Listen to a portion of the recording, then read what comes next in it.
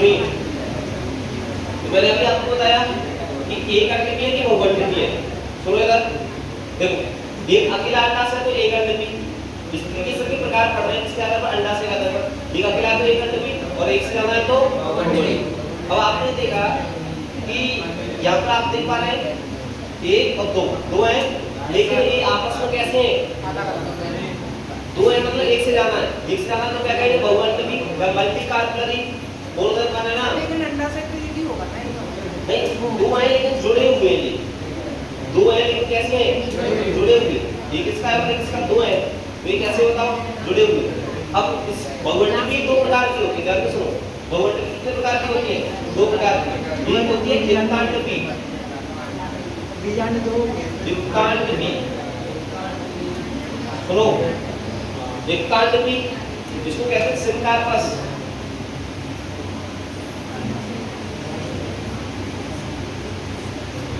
Syncarpous ovary, कौन सी ovary बताओ? Syncarpous, या इसको कहते हैं युक्तांडपी। युक्तांडपी का मतलब क्या होता है आपको? दो अंडाशय दो है लेकिन आपस में जुड़े हुए। इसका उदाहरण कौन है? पेपावर, पेपावर, पेपावर को अपन अफीम कहते हैं। क्या? अफीम। तो आपने देखा कि हो गया युक्तांडपी। युक्तांडपी का मतलब क्या? एक से जाना है लेकिन दोनों जुड़े हुए है ना। और दूसरा प्रकार क्या हो जाएगा इसका? विक्तांडपी, ठीक है, सिनकार्पस, एक बोलेंगे एपोकार्पस, एपोकार्पस होगी। अब विक्तांडपी का मतलब क्या? अलग अलग, दो है लेकिन कैसे हैं? अलग अलग है, ये अलग है ना, और ये भी अलग है, ठीक है। तो बताओ देखो, एक और दो, एक से ज्यादा लेकिन कैसे बताओ? ये अलग है, ये अलग है, दो है और एक से ज्यादा अलग अलग है। इसका उदाहरण क्या हो जाएगा?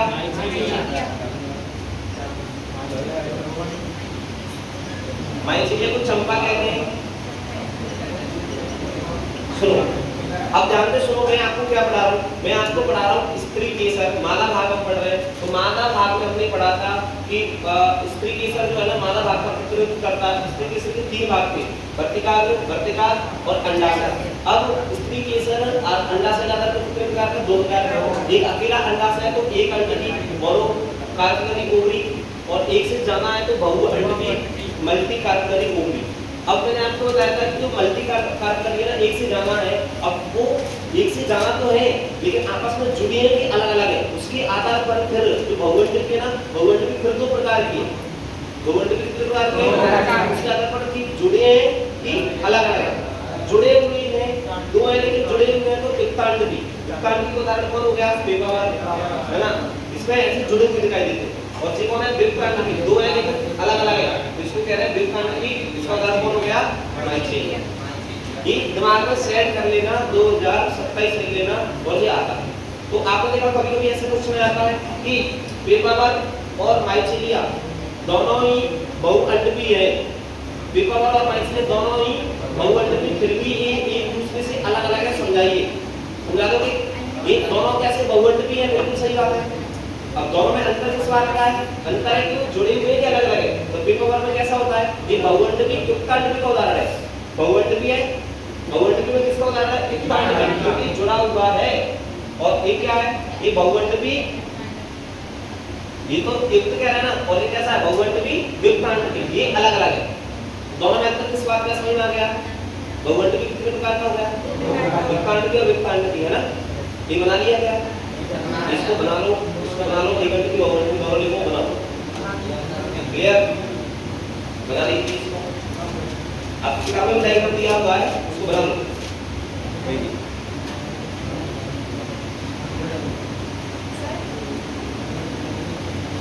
तो ये दो प्रकार का हो गया, युक्तांडपी और विक्तांडपी। आइए पूरा सरप्राइज कर लेना, नीट के लिए इसके लिए इंपॉर्टेंट है। आज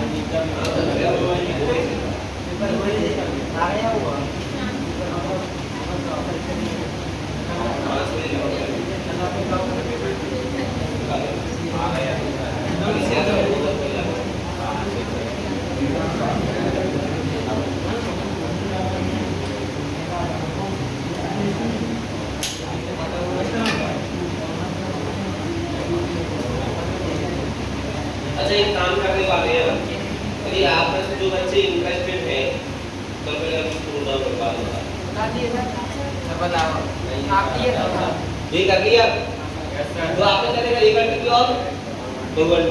क्लियर? ये क्लियर हो गया क्या?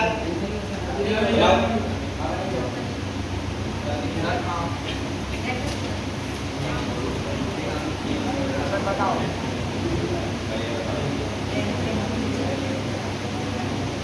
हाँ, इम्पोर्टेंट बात ये थी कि यदि आप में से कुछ बच्चे इंटरेस्टेड है स्पेशली नीट के लिए, है ना, जो नीट और सीयूटी करना चाह रहे हैं, तो अभी आपने थ्योरी तो पढ़ा, लेकिन अब मैंने आपसे पूछा कि आप घर पे लगा कर के क्या लगाओ, एमसीक्यू लगाओ, लेकिन आप नहीं लगा रहे, है ना, प्रैक्टिस नहीं कर पा रहे। पिछले साल के पेपर कैसे आते हैं वो आप नहीं देख रहे, आप छोड़ दिए तो आप नहीं कर रहे।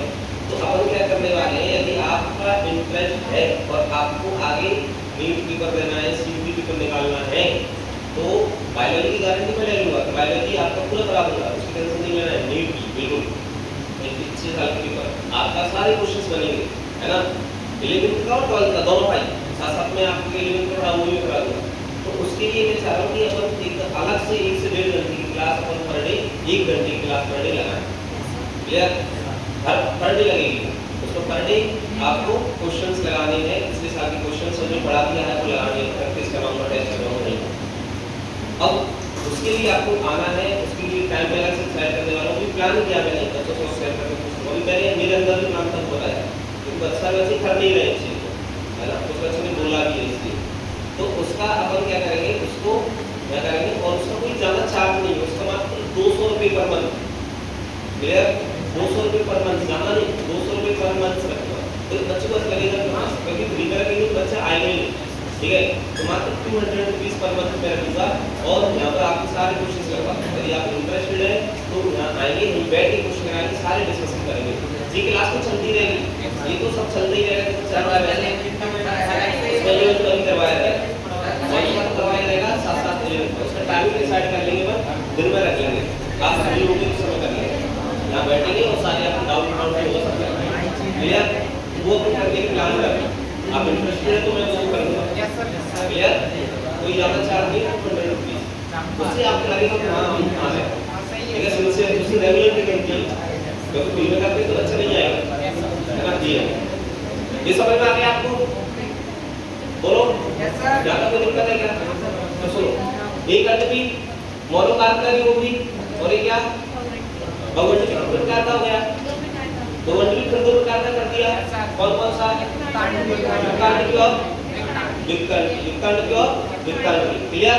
अब हटाएं इसको, ठीक है, सुनो, ये याद रख लेना। अच्छा एक प्रश्न और ले लो, देखो पेपावर और माइचेरिया आप दोनों ही, ये थोड़ा अच्छे लेवल का क्वेश्चन है, सीबीएसई जैसे लेवल का क्वेश्चन है, कि आप स्कूल में आता है ना, पेपर अच्छा होगा तो आएगा, नॉर्मल पेपर में नहीं आएगा। देखो, या फिर आपके दोस्त इधर उधर पढ़ रहे होंगे ना, इधर उधर पढ़ रहे होंगे, उनसे आप पूछ लेना कि इसका आंसर बताओ।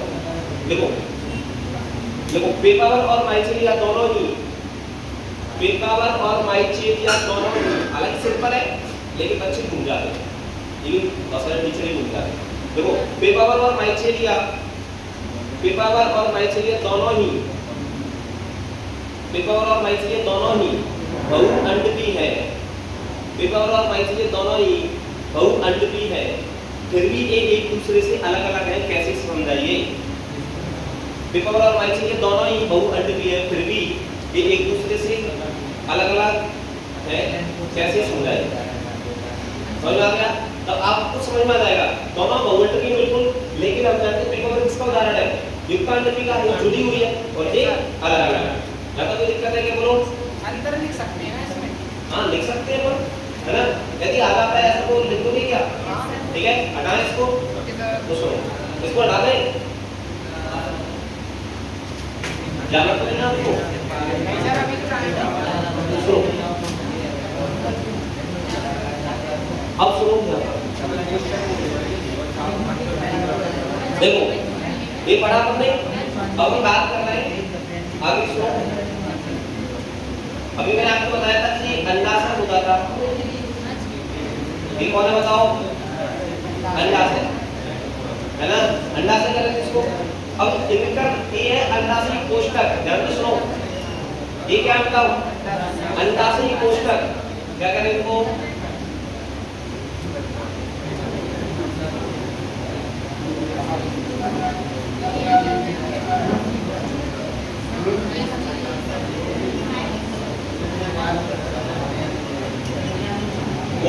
लॉक्यूल्स, सुनो ये अंडाशय कोष्ठक है। जैसे आप नींबू काटते हो, नींबू ऐसे, यस सर, तो आपको देखा नींबू 4 पीस कैसे कट जाते हैं, एक अलग ऐसा। यस सर, अंडाशय कोष्ठक है, टमाटर में, भिंडी में आप देख सकते हैं। तो ये अंडाशय कोष्ठक है। ध्यान से सुनो, ये क्या हो गया बताओ? अंडाशय कोष्ठक। अब इस अंडाशय कोष्ठक पर यहाँ पे होता है अपराग। बेटा आवाज क्यों आ रही है? अंडाशय कोष्ठक के अंदर कौन है बताओ? अपरा कह रहे हैं, अपरा या प्लेसेंटा, है ना। और इस अपरा से यहाँ पर ये रहता है बीजांड। अभी मैं बता रहा था ना आपको कि अंडाशय के अंदर बीजांड होता है, ये बीजांड है। इसका नाम क्या बताओ? बीजांड। क्या कहते हैं इसको? ओवीन। क्या कहते हैं बताओ? ओवीन। ये अपरा और ये कौन है बताओ? बीजांड है। क्या है बताओ? बीजांड है। अब ये बीजांड है ना, ये बीजांड आपको पता होना चाहिए कौन था? अपरा। ये अपरा है, इधर देखो ना, यहाँ पड़ा है। तो आपने जो बीजांड है ये अपरा है। क्लियर? अभी बताया था मैंने, अंडाशय के अंदर बीजांड होते हैं। अब ये बीजांड से जुड़ा कैसे रहता है? ये यहाँ पर एक धागे जैसी संरचना होती है, इसका नाम है बीजांड ग्रंथ। क्या नाम है इसका? इसका नाम है बीजांड, बीजांड ग्रंथ, है ना। इसको बोलते हैं यूनिकल, NICL। तो मुझे बताओ, ये जो बीजांड है ना, बीजांड अपरा से किसकी सहायता से जुड़ा है? बीजांड ग्रंथ की सहायता से। बहुत इंपॉर्टेंट क्वेश्चन सब लिखा हुआ है, अभी किताब पढ़ा हुआ तो सब मिलेगा। पहले यहाँ समझना जरूरी है, फिर ये करना। अभी जो भी समझाया था वो भी यहाँ लिखा हुआ है। तो बीजांड अपरा से किसकी सहायता से जुड़ा रहता है? बीजांड। और जिस स्थान पे जुड़ता है ये बीजांड, सॉरी ये कह रहा हूँ कि जो बीजांड ग्रंथ है ना, बीजांड ग्रंथ बीजांड से जिस स्थान पे जुड़ता है उसको क्या कहेंगे? नाभिका। इसको कहते हैं नाभिका या हाइलम। ठीक है, समझ में आ गया? तो दो तीन बातें आपको क्लियर हो गई। सबसे पहले मैंने आपको, अच्छा यहाँ पर कितना बीजांड दिखाई दे रहा है आपको? एक। अब जरूरी नहीं है कि एक भी हो सकता है। जैसे आम के अंदर कितने, आम के फल के अंदर कितने बीज निकलते हैं? एक। तो जितने बीजांड होते हैं उतने बीज बनते हैं। आम में एक अंडाशय के अंदर एक बीजांड होता है, इसलिए एक फल के अंदर एक बीज बनेगा। तरबूज में एक से ज्यादा होते हैं, जिसमें एक यहाँ भी है, एक यहाँ है, यहाँ भी हुआ। अब इसके अंदर कितने दिखाई दे रहे हैं आपको? एक अंडाशय पूरा था, 1 2 3, उसमें कितने बीज बनेंगे? 3। जितने बीजांड उतने कौन? बीज। तो बीजों की संख्या किस बात पर निर्भर करती है? अंडाशय के अंदर बीजांड की संख्या कितनी है? एक अंडाशय के अंदर एक बीजांड है तो एक बीज बनेगा। एक अंडाशय के अंदर 4 बीजांड है तो 4 बीज बनेंगे। एक अंडाशय के अंदर 10 बीजांड है तो 10 बीज बनेंगे। क्लियर? तो मैं ये कह रहा हूँ, अब जुड़ा कैसे? ये बीजांड होता है। बीजांड किसकी सहायता से अपरा से जुड़ा है? बीजांड की सहायता से अपरा से जुड़ा रहता है। और बीजांड बीजांड ग्रंथ जिस स्थान पर बीजांड से जुड़ता है उसको क्या कहते हैं? नाभिका। तो नाभिका एक सेतु का काम कर रही है किसके बीच में? बीजांड और बीजांड ग्रंथ के बीच का। ये बीजांड ग्रंथ है और ये बीजांड है, इनके बीच में सेतु का कार्य कौन कर रहा है? नाभिका बीजांड और बीजांड ग्रंथ के बीच में सेतु का कार्य करता है। लिखो इसको, बना दो जल्दी से। नाभिका बीजांड व बीजांड ग्रंथ के बीच सेतु ने ब्रिज बनाई।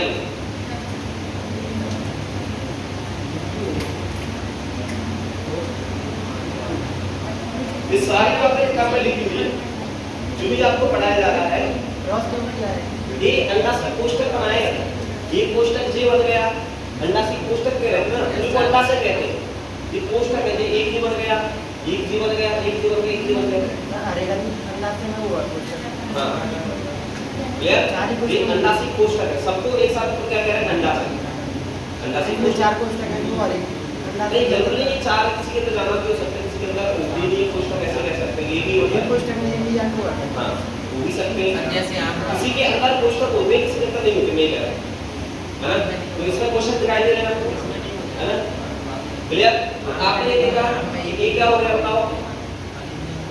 आपने देखा इसमें, जैसे आपने देखा नींबू में आप काटते हो, टमाटर काटते हो, भिंडी काटते हो, कोष्ठक होते हैं। कीड़े में भी तो नहीं, उसमें इस तरह से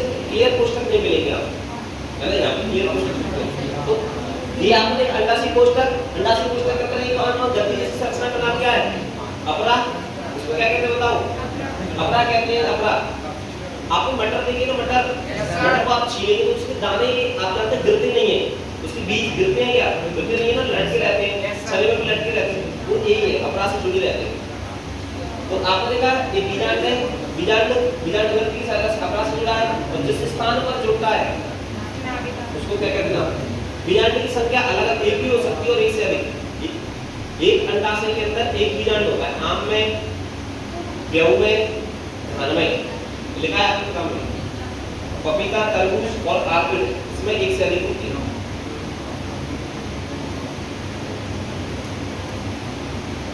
एक अंडाशय में, ये आपको एनसीईआरटी के नाम बता रहा हूं, एक अंडाशय में एक बीजांड पाया जाता है। बाकी बहुत सारे उदाहरण मिल सकते हैं, लेकिन ये एनसीईआरटी के एग्जाम्पल बता रहा हूं। क्या? गेहूं, धान और आम, इनमें क्या होता है? 2027 लिख लेना। एक अंडाशय के अंदर एक बीजांड है, किस किस में? गेहूं में, धान में और आम में। ये आपकी एनसीईआरटी की बातें हैं। और एक अंडाशय में, और देखो गए एक अंडाशय में एक बीजांड और अनेक किस्में होते हैं। अनेक मैं शॉर्ट में लिख देता हूं, अनेक किस्में होते हैं। अनेक उदाहरण क्या हो जाएगा? अनेक का उदाहरण क्या हो जाएगा? अनेक का उदाहरण क्या हो जाएगा बताओ? तरबूज, तरबूज, नींबू, पपीता, आपके एनसीईआरटी के एग्जांपल बता रहा हूं मैं, और आर्किड। आर्किड एक पौधा है जिसके अंदर छोटे छोटे रेत के दाने से बीज निकलते हैं, है ना? हाँ, तो आपने देखा, देखो एक अंडाशय के अंदर एक बीजांड है, उदाहरण एक अंडाशय के अंदर एक से अनेक बीजांड, तो अनेक वाले कितने हो गए? एक वाले नहीं हो गए। समझ में आ रहा है मैं क्या कह रहा हूँ? 2027 लिख लेना, 2027 101% इंपोर्टेंट कि एक अंडाशय के अंदर एक बीजांड किसमें होता है और एक अंडाशय के अंदर एक से अनेक बीजांड किसमें होते हैं? हो गया ना, शॉर्ट में लिख दिया, अनेक किसमें होते हैं। तो अंडाशय के अंदर बीजांड कितने हैं उसके आधार पर बात करेंगे। अभी तो आपने सिंपल बातें पढ़ी है और ये सारी बातें किताब में लिखी है, सारी बातें सेम टू सेम हम पढ़ेंगे इनको।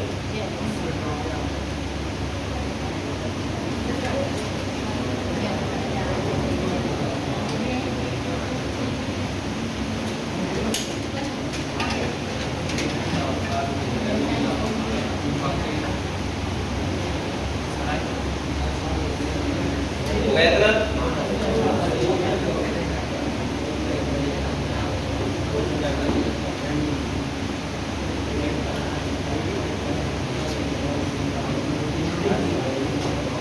इसको नोट डाउन कर लेना और इसको देख के आना कि आज क्या क्या पढ़ाया है। किताब में सब लिखा है, उसकी टेंशन नहीं मत लेना, बट जो पढ़ाया गया ना कॉपी में आपने नोट डाउन किया है, ये जानना महत्वपूर्ण है। समझे क्या? किताब में परीक्षा में वो कोई काम का नहीं है भाई। इस बार बच्चे रो रहे थे, बोले कि कुछ आया ही नहीं अध्ययन से, तो वो कुछ नहीं कर रहा है। जो पढ़ाया जा रहा है ना वो सब कुछ है सभी एग्जामों के लिए।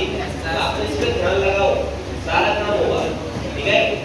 और मैं आपको एक दो दिन में टाइम का डिसाइड अपन करते हैं, ठीक है ना? एक दो दिन में ही टाइम डिसाइड करते हैं, अलग टाइम रखेंगे उसके लिए, ठीक है? कौन सी किताब लानी है, क्या लानी है, कौन सी प्रैक्टिस करनी है, वो नहीं करेंगे, ठीक है? बायोलॉजी की गारंटी मेरी है, डिस्क्रिप्शन को आप अपने देख लो, ठीक है? बायोलॉजी में आपको करा दूंगा, करा लो, ठीक है? इंग्लिश का भी कराऊंगा उसको, ठीक है?